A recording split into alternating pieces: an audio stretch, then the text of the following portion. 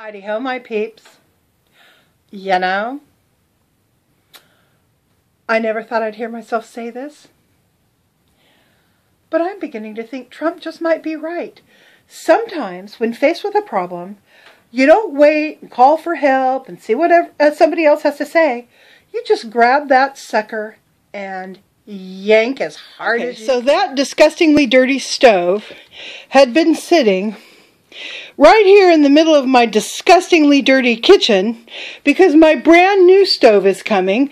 So I'm moving around behind it trying to get back there and clean, and I keep bumping my hip on the damn thing that's sitting here.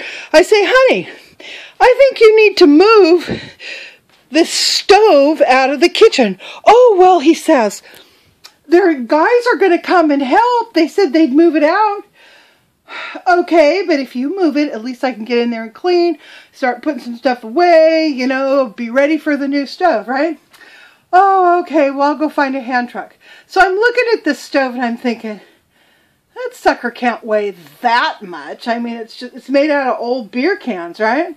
So I just grab it, drag it on out of the kitchen, easy as pie, deposit it right in front of the door, right?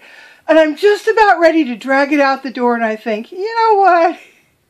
I'm going to give Grant something to do. So I'm going to leave it in front of the door so he can put it on the damn hand truck, which it does not even need, and drag it outside. And I was thinking to myself, what is it about men? I mean, you know, when a guy moves a stove, first he calls his buddies, hey, I need some help. Yeah, will you bring a six-pack? Then they stand around in the kitchen and they look at it, try to figure out the best way to move it. Then they go in, they sit down, they crack a couple beers, they talk. Then somebody hears the delivery truck coming down the driveway, and all three of them go into the kitchen and they bumble around and they stumble around and they knock shit off the counters and they break a glass with the hand truck, and finally they manage to get the sucker out the door and they pat themselves on the back. Oh, look what we did. We moved the little lady's stove. Now, when a woman does that shit, she looks at the stove and she says, well, fuck it. If it's going to be moved, I'm going to have to move it myself. She grabs it and she drags it out the door. Done. End of story. So, how's your morning going so far?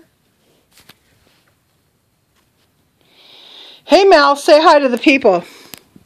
Oh, yeah, and I forgot about the Act of Congress part.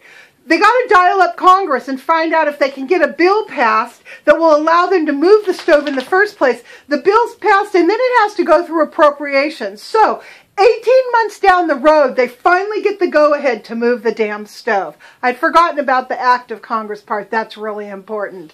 Bye!